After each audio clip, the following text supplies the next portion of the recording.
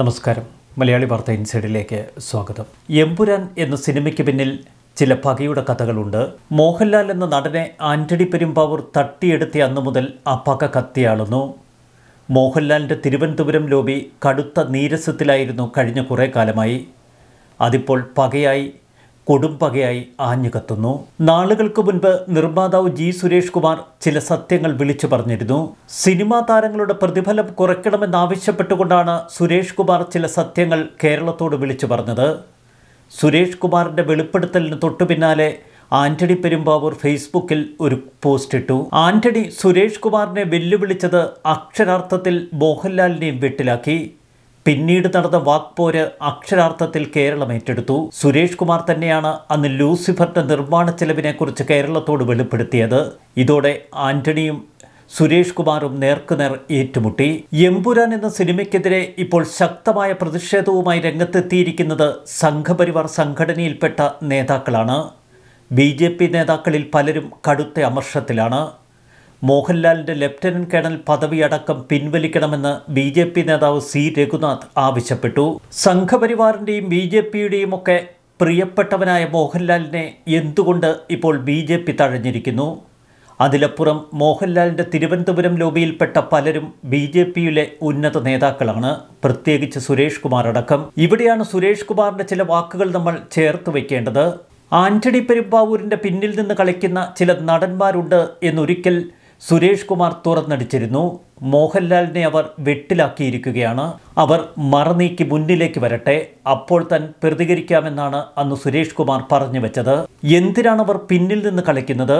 മോഹൻലാലിനെ അടക്കം അവർ വഴിതെറ്റിക്കുന്നുവെന്ന് തുറന്നു പറഞ്ഞ സുരേഷ് കുമാർ ഒടുവിലിത കൈ ചൂണ്ടി പറയാതെ പറയുകയാണ്, നിങ്ങൾ മോഹൻലാലിനെ വഴിതെറ്റിച്ചിരിക്കുന്നു. അവിടെയാണ് പൃഥ്വിരാജ് സുകുമാരൻ എന്ന സംവിധായകൻ്റെ എമ്പുരാൻ നമ്മൾ വിലയിരുത്തേണ്ടത്.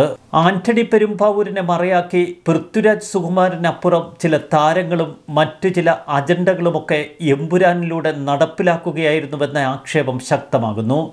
ഇക്കാര്യം ചിലർ തുറന്നെഴുതുകയാണ്. എമ്പുരാൻ്റെ അജണ്ട ഒരുപക്ഷെ മോഹൻലാൽ മനസ്സിലാക്കിയില്ലായിരിക്കാം. കേന്ദ്ര അന്വേഷണ ഏജൻസികളോടും കേന്ദ്ര സർക്കാരിനോടുമൊക്കെ പക അത് സ്വാഭാവികമാണ്. ആന്റണി പെരുമ്പാവൂരിൻ്റെ ഓഫീസിലും വസതിയിലുമടക്കം ഒരിക്കൽ ആദായ നികുതി വകുപ്പ് ശക്തമായ ചില റെയ്ഡുകൾ നടത്തിയിരുന്നു. കണക്കിൽപ്പെടാത്ത പണം കണ്ടെത്തിയെന്ന റിപ്പോർട്ടുകളും അന്ന് പുറത്തു വന്നിരുന്നു. ലൈക്ക പ്രൊഡക്ഷൻസിൻ്റെ ഫേസ്ബുക്ക് പേജിലേക്ക് നിങ്ങളൊന്ന് നോക്കൂ. ഒരൊറ്റ പോസ്റ്റ് പോലും ലൂസിഫറിൻ്റേതായി ഇപ്പോൾ അവർ പ്രസിദ്ധീകരിച്ചിട്ടില്ല. മുൻപ് ലൂസിഫറിൻ്റെ പോസ്റ്റുകൾ കൊണ്ട് നിറഞ്ഞിരുന്നു ലൈക്കയുടെ പേജ്. എന്തുകൊണ്ടാണ് റിലീസ് സമയത്തോ അതിനുശേഷമോ റിലീസിന് തൊട്ട് മുൻപോ ലൈക്കയുടെ ഫേസ്ബുക്ക് പേജിൽ ഒരൊറ്റ പോസ്റ്റ് പോലും ലൂസിഫറിന് വേണ്ടി പ്രത്യക്ഷപ്പെടാതിരിക്കുന്നത്? ലൈക്ക പ്രൊഡക്ഷൻസ് എന്ന നിർമ്മാണ കമ്പനി ഇതിനകം തന്നെ കേന്ദ്ര അന്വേഷണ ഏജൻസികളുടെ അന്വേഷണ പരിധിയിലാണ്. EDയും ആദായ നികുതി വകുപ്പുമൊക്കെ തുടർച്ചയായി റെയ്ഡ് നടത്തിയ സ്ഥാപനം. കള്ളപ്പണ ഇടപാടുകളടക്കം നിരവധി തെളിവുകൾ കേന്ദ്ര സർക്കാരിന് മുന്നിലുണ്ട്. ഒടുവിൽ അബദ്ധം പിടഞ്ഞ ലൈക്ക ഈ സിനിമയിൽ നിന്ന് പിൻവാങ്ങിയതിന് പിന്നിൽ ഇത്തരം ചില അറിയാക്കഥകളുണ്ട് എന്ന് മനസ്സിലാക്കുക. ലൈക്ക പ്രൊഡക്ഷൻസ് ഗോകുലം ഗ്രൂപ്പിൽ നിന്ന് കുറേ പണം കടം വാങ്ങിയിരുന്നു. അത് എങ്ങനെ തിരികെ വസൂലാക്കുമെന്ന് ആലോചിച്ചിരിക്കുമ്പോഴാണ് എമ്പുരാൻ എന്ന പിടിവള്ളി ഗോകുലം ഗോപാലിന് വീണ് കിട്ടിയത്. 100 കോടി മുടക്കു വന്നാലും സാരമില്ല, തൻ്റെ പബ്ലിസിറ്റി അതാണ് ഗോപാലേട്ടന് വലുത്. അങ്ങനെ വിദഗ്ധമായി ആന്റണി പെരുമ്പാവൂരും മോഹൻലാലും ഗോകുലം ഗോപാലിനെ വെട്ടിലാക്കി. പൃഥ്വിരാജിൻ്റെ കളികൾ കൂടിയായപ്പോൾ ഗോകുലം മലർന്നടിച്ച് വീണു. നേരത്തെ തന്നെ ആദായ നികുതി വകുപ്പടക്കം പല കേന്ദ്ര അന്വേഷണ ഏജൻസികളും ഗോകുലം ഗ്രൂപ്പിന് മേൽ കണ്ണുവെച്ചിരുന്നു. നേരത്തെ ചില റെയ്ഡുകളും നടന്നിരുന്നു. ഇവിടെയാണ് കേന്ദ്ര അന്വേഷണ ഏജൻസികളെ പരിഹസിക്കുന്ന ഒരു അജണ്ട ഈ ചിത്രത്തിൽ തന്മയത്വത്തോടെ അവർ തിരികെ കയറ്റിയത്. മോഹൻലാൽ എന്ന മഹാനടനെതിരെ ഒരിക്കലും സംഘപരിവാർ സംഘടനകൾ തിരിയില്ല എന്ന് തുടക്കം മുതൽ അവർ കരുതി. മോഹൻലാലിനെതിരെ തിരിഞ്ഞാൽ കേരളത്തിൻ്റെ പൊതുമനസ്സാക്ഷി തങ്ങൾക്കെതിരാകുമോ എന്നവർ ഭയക്കുമെന്നായിരുന്നു സിനിമയുടെ അണിയറ പ്രവർത്തകർ വിശ്വസിച്ചത്. എന്നാൽ പലരും പരസ്യമായി മോഹൻലാലിനെയും പൃഥ്വിരാജിനെയും തള്ളിപ്പറഞ്ഞ് കളത്തിലിറങ്ങിയതോടെ അക്ഷരാർത്ഥത്തിൽ വെട്ടിലായിരിക്കുകയാണ് ഇപ്പോൾ സിനിമയുടെ അണിയറക്കാർ. ചില കഥകൾ കൂടി ഇവിടെ ചേർത്ത് വായിച്ചാൽ മാത്രമേ ഈ പ്രശ്നങ്ങളുടെ ആഴം നമുക്ക് മനസ്സിലാകൂ. തിരുവനന്തപുരം ലോബി, അതായത് തിരുവനന്തപുരത്തെ മോഹൻലാലിൻ്റെ സുഹൃത്തുക്കൾ ഒരു കാലത്ത് മലയാള സിനിമ നിയന്ത്രിച്ചിരുന്നു. മിക്ക സിനിമകളും മോഹൻലാലിൻ്റെ സുഹൃത്തുക്കൾ തന്നെയാണ് പ്രൊഡ്യൂസ് ചെയ്തിരുന്നത്. അന്ന് ഒരുപിടി നല്ല സംവിധായകർ കേരളത്തിനുണ്ട്. നിർമ്മാതാക്കളായിരുന്നു അന്ന് സൂപ്പർ ഹീറോ. മിനിമം ബഡ്ജറ്റിൽ തീരുന്ന ചിത്രം. അന്ന് മോഹൻലാലിൻ്റെ പ്രതിഫലത്തുക വെറും 5 കോടിയുടെ ചുറ്റുവട്ടത്ത്. എന്നാൽ കച്ചവട സാധ്യത മനസ്സിലാക്കിയ ആൻ്റണി പെരുമ്പാവൂർ വളരെ തന്മയത്വത്തോടെ മോഹൻലാലിനെ തൻ്റെ കൈപ്പിടിയിലൊതുക്കി. പിന്നീട് ലാലിൻ്റെ പ്രതിഫലം 15 കോടി 20 കോടി എന്നൊക്കെ ബലൂൺ പോലെ ഊതി വീർപ്പിച്ചതിന് പിന്നിലും ഇതേ ആൻ്റണി പെരുമ്പാവൂർ. ആൻ്റണി പെരുമ്പാവൂരിന് നോട്ടെണ്ണി കൊടുക്കേണ്ട കാര്യമില്ല. ലാഭവിഹിതം അത് ചൂണ്ടിക്കാട്ടി ലാലിനെ ഒപ്പം കൂട്ടും. സിനിമ പിടിക്കാനും ആൻ്റണിക്ക് പണച്ചെലവില്ല. കോ പ്രൊഡ്യൂസർമാരായി പലരും വരും. പ്രത്യേകിച്ച് മോഹൻലാൽ ചിത്രം. മുമ്പൊക്കെ മോഹൻലാലിൻ്റെ ചിത്രം കേരളത്തിലെ അറിയപ്പെടുന്ന നിർമ്മാതാക്കളും സംവിധായകരുമാണ് സംവിധാനം ചെയ്തിരുന്നത് എങ്കിൽ ആൻ്റണി കളത്തിലിറങ്ങിയതോടെ സംവിധായകരൊക്കെ ആൻ്റണിയുടെ പിന്നാലെ കൂടി. ഇവിടെ സംവിധായകന് വലിയ റോളില്ല. കോ പ്രൊഡ്യൂസർക്ക് ഒരുവിധ റോളുമില്ല. കോടികൾ കൊണ്ടുവന്ന് ആശീർവാദിൻ്റെ പെട്ടിയിലിട്ട് നേരെ മാനത്ത് നോക്കി നിൽക്കാൻ മാത്രമേ കോ പ്രൊഡ്യൂസർമാർക്ക് കഴിയൂ. പടം പൊട്ടിയാൽ പൊട്ടി, അത്ര തന്നെ. ആൻ്റണി പെരുമ്പാവൂരിൻ്റെ തന്ത്രത്തിൽ മോഹൻലാലിൻ്റെ ശമ്പളം ഉയർത്തിയതോടെ മമ്മൂട്ടി തൻ്റെ പ്രതിഫലം 15 കോടിയിലേക്ക് ഉയർത്തി. ഈ 15 കോടി മുടക്കി ഒരുവിധം നിർമ്മാതാക്കളൊന്നും സിനിമ നിർമ്മിക്കാൻ ഇറങ്ങില്ല. അവിടെയാണ് മമ്മൂട്ടി ഒടുവിൽ മമ്മൂട്ടി കമ്പനിക്ക് രൂപം നൽകിയതും സ്വന്തം സിനിമാ കമ്പനിയായി പ്രവർത്തനം തുടങ്ങിയതും. കിട്ടിയാൽ കിട്ടട്ടെ, അത്ര തന്നെ. മമ്മൂട്ടിക്ക് പിന്നാലെ മറ്റ് ചില നടന്മാർ കൂടി അങ്ങനെ സിനിമാ കളരിയിലിറങ്ങി. അതിൻ്റെ പിന്നാലെയാണ് പൃഥ്വിരാജ് സിനിമാ നിർമ്മാണത്തിലേക്കും തുടർന്ന് സംവിധാനത്തിലേക്കും കടന്നത്. ആൻ്റണി പെരുമ്പാവൂരിലൂടെ അങ്ങനെ പൃഥ്വിരാജ് ഒരു മെഗാ സിനിമയിലേക്ക് ചുവടെടുത്തു വെച്ചു. പാൻ ഇന്ത്യൻ സിനിമയെന്നൊക്കെ പറഞ്ഞ് മോഹൻലാലിനെ അവർ കുത്തിയിളക്കി. അങ്ങനെ മോഹൻലാൽ പാൻ ഇന്ത്യൻ സിനിമയിൽ ചെന്ന് മലർന്നടിച്ചു വീണു. ഇതോടെ തിരുവനന്തപുരം ലോബി അക്ഷരാർത്ഥത്തിൽ പിടയ്ക്കുകയായിരുന്നു. ഇനി മോഹൻലാൽ പടങ്ങളുടെ റേഞ്ച് 100 കോടിയിലേക്കും 150 കോടിയിലേക്കും മാറിയാൽ ഇനിയൊരു മോഹൻലാൽ പടം എന്നത് തിരുവനന്തപുരം ലോബിക്കൊക്കെ സ്വപ്നം മാത്രമാണ്. അവിടെയാണ് അവർ കലിതുള്ളി ശക്തമായി പ്രതികരിച്ചത്. എന്നാൽ ഇപ്പോൾ പണി ഇരട്ടിയായി എമ്പുരാൻ ടീമിന് തിരികെ വരുന്നു എന്ന സൂചനകൾ തന്നെയാണ് നമുക്ക് മുന്നിൽ കാണാൻ കഴിയുന്നത്. BJP പരസ്യമായി പ്രതികരിക്കുന്നില്ല എങ്കിലും പല BJP നേതാക്കളും ഇപ്പോൾ ആൻ്റണി പെരുമ്പാവൂരിനും പൃഥ്വിരാജിനും മോഹൻലാലിനുമെതിരെ തിരിഞ്ഞിരിക്കുന്നു. എമ്പുരാൻ സിനിമയുടെ സെൻസറിങ്ങിൽ സെൻസർ ബോർഡിലെ RSS നോമിനേറ്റ് ചെയ്ത അംഗങ്ങൾക്ക് വീഴ്ച പറ്റി എന്ന് BJP നേതാക്കൾ തുറന്നടിക്കുന്നു. BJPയുടെ കോർ കമ്മിറ്റി യോഗത്തിലാണ് ഇത്തരം വിമർശനങ്ങൾ ഉയർന്നത്. സിനിമയിലുള്ള ചില പരാമർശങ്ങൾ മാറ്റാൻ സെൻസർ ബോർഡ് അംഗങ്ങൾ ശ്രദ്ധിക്കണമെന്നായിരുന്നു അവർ അഭിപ്രായപ്പെട്ടത്. എന്നാൽ ഇപ്പോൾ RSS നോമിനേറ്റ് ചെയ്തവർ ഈ ബോർഡിലില്ല എന്ന് മുൻ പ്രസിഡന്റ് സുരേന്ദ്രൻ തുറന്നടിച്ചു.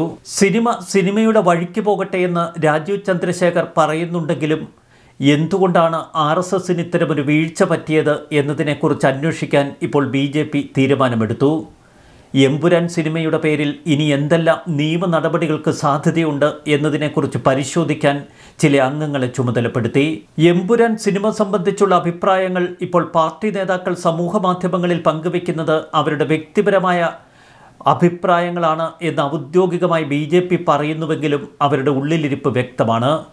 നരേന്ദ്രമോദി അടക്കമുള്ള കേന്ദ്ര നേതാക്കളെ വരെ വിമർശിക്കുന്ന തരത്തിലേക്ക് ഒരു മലയാള സിനിമ വളർന്നു. ഇപ്പോൾ കോൺഗ്രസ് നേതാക്കളും കമ്മ്യൂണിസ്റ്റ് പാർട്ടിയുടെ നേതാക്കളുമൊക്കെ കൈയടിക്കുന്നുവെങ്കിൽ രാഷ്ട്രീയ അജണ്ടയോടെ ഇത്തരമൊരു സിനിമയെടുത്തതിന് പിന്നിൽ ചില ലക്ഷ്യങ്ങളുണ്ട് എന്ന് BJP കണക്കുകൂട്ടുന്നതും അതുകൊണ്ട് തന്നെ.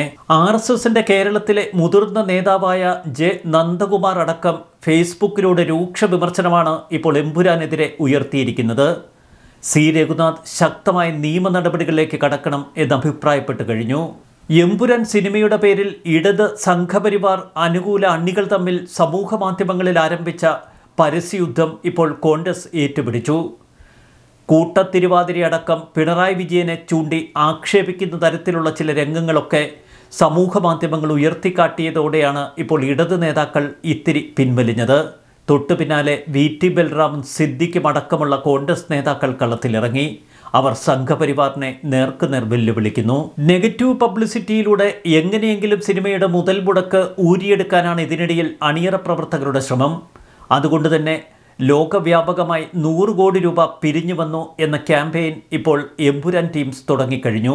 ഭയം അത് വല്ലാതെ ഗോകുലം ഗോപാലിനെയും പിടിമുറുക്കിയിരിക്കുന്നു. BJPയും കേന്ദ്ര സർക്കാരുമൊക്കെ പകവീട്ടാനിറങ്ങിയാൽ തൻ്റെ കാര്യം കട്ടപ്പുകയാകുമെന്ന് ഗോപാലേട്ടന് വ്യക്തമായി അറിയാം. ആൻ്റണി പെരുമ്പാവൂരിനെ സംബന്ധിച്ച് നഷ്ടപ്പെടാൻ അധികമൊന്നുമില്ല. എന്നാൽ ഗോകുലം ഗോപാലിൻ്റെ സ്ഥിതി അതല്ല. വെള്ളാപ്പള്ളി നടേശനുമായി ശത്രുതയുണ്ട് ഇപ്പോൾ തന്നെ ഗോകുലം ഗോപാലന്. അതുകൊണ്ട് തന്നെ സംഘപരിവാർ കേരളത്തിൽ വളർന്നു വരരുത് എന്ന് ഗോപാലേട്ടന് വലിയ ആഗ്രഹവുമുണ്ട്. ഇവിടെയാണ് വെള്ളാപ്പള്ളിയും തുഷാറുമൊക്കെ ചേർന്ന് കേന്ദ്ര സർക്കാരിനെ കുത്തിയിളക്കി ഗോകുലം ഗോപാലിനെതിരെ ഒരു കളി കളിക്കുമോ എന്ന ഭയം ഇപ്പോൾ ഗോകുലം ഗോപാലിനെ വേട്ടയാടുന്നത്. 2002 ഗുജറാത്ത് കലാപം പറഞ്ഞുകൊണ്ടാണ് സിനിമയുടെ തുടക്കം. അതാവട്ടെ കഥാതന്തുവുമായി വലിയ ബന്ധമില്ലാത്തത്. പിന്നെ എന്തിനാണ് ഇത്തരമൊരു സീൻ മിനിറ്റുകളോളം അതിൽ കുത്തിക്കയറ്റിയത് എന്ന ചോദ്യമാണ് സംഘപരിവാറും BJPയും ഒക്കെ ഉയർത്തുന്നത്.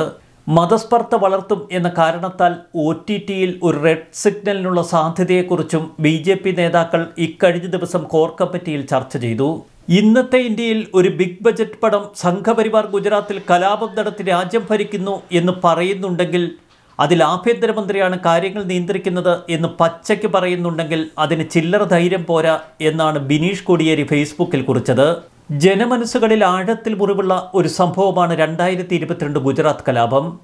ജനങ്ങൾ ആ വിഷയം പൂർണ്ണമായി മറക്കാൻ ശ്രമിക്കുന്നിടത്താണ് വീണ്ടും ഓർമ്മപ്പെടുത്തലുകളും ആ വിഷയത്തിൽ മറ്റൊരു സമീപനവുമായി ഇപ്പോൾ എമ്പുരാൻ്റെ വരവ്. മുറിവുകളിൽ വീണ്ടും മുളകു പുരട്ടി എന്തിനാണ് ഇങ്ങനെ ആ വിഷയം വീണ്ടും ജനമനസ്സുകളിലേക്ക് ഒരു വർഗീയ സ്പർദ്ധയായി കലർത്തുന്നത് എന്ന ചോദ്യം സംഘപരിവാർ ഉയർത്തുന്നു. എമ്പുരാൻ എന്ന സിനിമയിലൂടെ തിരക്കഥാകൃത്ത് ശ്രമിച്ച അന്താരാഷ്ട്ര മാഫിയ കഥയ്ക്ക് ആളെ കൂട്ടാൻ കഴിയില്ല എന്ന് മനസ്സിലാക്കിയതോടെയാണ് ഇത്തരം അജണ്ടകൾ കൂടി സിനിമയിലേക്ക് തിരികെ കയറ്റിയത്. മോഹൻലാൽ സംഘപരിവാറിനെ സംബന്ധിച്ച് ഒരു ഫിക്സഡ് ഡിപ്പോസിറ്റ് ആയിരിക്കുമെന്ന് അവർ കരുതി. അതിലപ്പുറം മറുഭാഗത്തുള്ളവരെ കൂടി തിയേറ്ററിലെത്തിക്കാൻ ചെയ്ത ഒരു ചെപ്പടി വിദ്യ മാത്രമാണോ ഇത്തരം തിരികെ കയറ്റലുകൾ? അതോ കൃത്യമായി സംഘപരിവാർ രാഷ്ട്രീയത്തിനെതിരെയുള്ള അജണ്ട ബോധപൂർവം തിരികെ കയറ്റിയതോ? BT ബൽറാം അടക്കമുള്ളവർ സിനിമയെ പുകഴ്ത്തി രംഗത്തെത്തി. T സിദ്ദിഖ് സിനിമ കാണണമെന്നാണ് പറഞ്ഞിരിക്കുന്നത്. രാഹുൽ മാങ്കൂട്ടത്തിൽ എമ്പുരാൻ സിനിമയെ ശക്തമായി പിന്തുണച്ചുകൊണ്ട് ഇന്ന് രംഗത്തെത്തി. BT ബൽറാം സുകന്യ കൃഷ്ണ എന്നൊരു പോസ്റ്റാണ് ഷെയർ ചെയ്തിരിക്കുന്നത്. ആ പോസ്റ്റിൽ ഇങ്ങനെ പറഞ്ഞിരിക്കുന്നു: മോഹൻലാലിൻ്റെ എക്സ് ലാലേട്ടൻ വളരെ അടുത്ത 2 സോഴ്സുകളുമായി സംസാരിച്ചു. ഒരു എഡിറ്റ് കൂടി ചേർക്കുന്നു. മോഹൻലാലിൻ്റെ കൂടെയുള്ള സംഘം അങ്ങനെ വെളുപ്പിച്ചെടുക്കാൻ ചെയ്യുന്ന പ്രവൃത്തികൾ എന്ന് തന്നെയാണ് ഇനി പറയാൻ പോകുന്ന കാര്യങ്ങളെ ഞാൻ കാണുന്നത്. അങ്ങർക്ക് ഇതൊക്കെ തുറന്നു പറയണമെങ്കിൽ ആരുടെയും സഹായമില്ലാതെ അത് ചെയ്യാൻ കഴിവും സ്വാധീനവും ബുദ്ധിയും ഒക്കെയുള്ള വ്യക്തി തന്നെയാണ്. അത് പറയാതെ ഇപ്പോഴും എമ്പുരാൻ്റെ വിജയത്തെക്കുറിച്ച് പോസ്റ്റിട്ട് സുഖിക്കുന്ന മോഹൻലാൽ കരച്ചിലിൻ്റെ വക്കിലാണ് എന്നൊന്നും ഞാൻ വിശ്വസിക്കുന്നില്ല. ഇനി ബാക്കി ഭാഗം: മോഹൻലാൽ അറിയാതെയാണ് ഗുജറാത്തും ഗോദ്രയും ഒക്കെ സിനിമയിൽ കടന്നുകൂടിയതെന്നാണ് അറിയാൻ കഴിഞ്ഞത്. രായപ്പൻ ഒരു പ്രിവ്യൂ ഷോ പോലും വെക്കാതിരിക്കാൻ പ്രത്യേകം ശ്രദ്ധിച്ചിരുന്നു. അതിൻ്റെ കാരണമായി പറഞ്ഞിരുന്നത് സസ്പെൻസുകൾ ലീക്കാകാൻ സാധ്യതയുണ്ടെന്ന്. മാത്രമല്ല, മാക്സിമം തിയേറ്ററുകൾ ലഭിക്കാനും ആദ്യ ദിവസം തന്നെ പറ്റുന്നത്ര ആളുകളെ ഈ സിനിമ കാണിക്കാനും രായപ്പൻ തനിക്ക് ചെയ്യാൻ കഴിയുന്നതൊക്കെ ചെയ്തിരിക്കുന്നു. റിലീസ് ദിവസം രാവിലെ മാത്രമാണ് മോഹൻലാൽ സിനിമ കണ്ടത്. അതിനുശേഷമാണ് പണി കിട്ടിയ വിവരം ലാൽ അറിഞ്ഞത് എന്നാണ് അറിയുന്നത്. 47 വർഷം മലയാള സിനിമയിൽ നിറഞ്ഞു നിന്ന ഒരു വ്യക്തിയെ, കിരീടം വച്ച രാജാവിനെ, ഇത്ര രാജകീയമായി പറ്റിക്കാൻ രായപ്പന് കഴിഞ്ഞു എന്നതാണ് തമാശ. ഇംഗ്ലീഷിലൊരു ഫ്രേസുണ്ട്, റോയലി സ്ക്രൂഡ്. അതാണ് അക്ഷരാർത്ഥത്തിൽ മോഹൻലാലിന് സംഭവിച്ചത്. ഒരാളുടെ വിശ്വാസത്തോടും സ്നേഹത്തോടും കാണിക്കാവുന്ന ഏറ്റവും വലിയ വഞ്ചന. എമ്പുരാൻ കണ്ടവർക്കറിയാം, രായപ്പൻ്റെ ഫ്ലാഷ് ബാക്കും ബജ്രംഗി എന്ന കഥാപാത്രത്തിൻ്റെ പശ്ചാത്തലവും ഒക്കെ തിരികെ കയറ്റപ്പെട്ടതാണെന്ന്. ഞാൻ അറിഞ്ഞത് ഇവിടെ പറയുന്നതിന് എന്തെങ്കിലും പ്രസക്തി ഉണ്ടോ എന്നെനിക്കറിയില്ല. പറയേണ്ടത് മോഹൻലാലാണ്. നാളെ തന്നെ പറയും എന്നാണ് അറിയാൻ കഴിയുന്നത്. ഇന്ന് രാത്രി കാര്യമായ ചർച്ചകൾ നടക്കുന്നുണ്ട്. ഇനി പറഞ്ഞിട്ടെന്തെങ്കിലും കാര്യമുണ്ടോ എന്നും അറിയില്ല. കാരണം ഇന്നലെ വരെ ജീവന് തുല്യം സ്നേഹിച്ചിരുന്നവരെ, സ്വന്തം ചേട്ടനെ പോലെ കണ്ടിരുന്നവരെ, ഒരു നടൻ എന്ന നിലയിൽ അയാളെ ഇഷ്ടപ്പെട്ടിരുന്നവരെ എല്ലാവരെയും ഒരുമിച്ച് വെറുപ്പിക്കാൻ മോഹൻലാലിന് സാധിച്ചു. ഇന്നലെ വരെ തനിക്കുണ്ടായിരുന്ന വിശ്വാസ്യതയും സ്നേഹവുമൊക്കെ ഇനി എന്തെങ്കിലും തിരികെ നേടാൻ മോഹൻലാലിന് കഴിയുമോ എന്ന് കണ്ടറിയണം. ആത്മഹത്യയ്ക്ക് പരമായ ഇത്തരമൊരു പ്രവൃത്തി രായപ്പൻ ചെയ്യാൻ ധൈര്യപ്പെട്ടുവെങ്കിൽ അവന് ലഭിച്ചിരിക്കുന്ന പ്രതിഫലം ചെറുതൊന്നുമല്ല എന്ന് തീർച്ചയാണ്. ഒരു കാര്യം ഉറപ്പിക്കാം, മലയാള സിനിമയിലെ എന്നല്ല ലോക സിനിമയിലെ ഏറ്റവും വലിയ വിഷമാണ്. സുരേഷ് ഗോപിക്ക് ശേഷം മോഹൻലാലിനെ കൂടി സംഘപരിവാർ കൂടാരത്തിലെത്തിക്കാം എന്ന കണക്കുകൂട്ടലൊക്കെ ആ വിഭാഗത്തിനുണ്ടായിരുന്നു. എല്ലാം പൊളിഞ്ഞടുങ്ങി.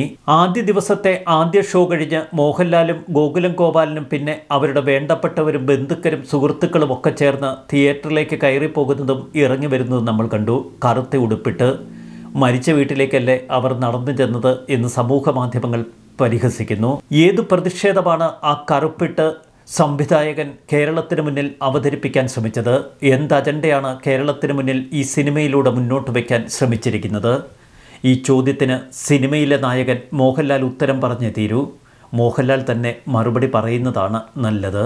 ന്യൂസ് ഡെസ്ക്, മലയാളി വാർത്ത, ഇൻസൈഡ്. Podcast.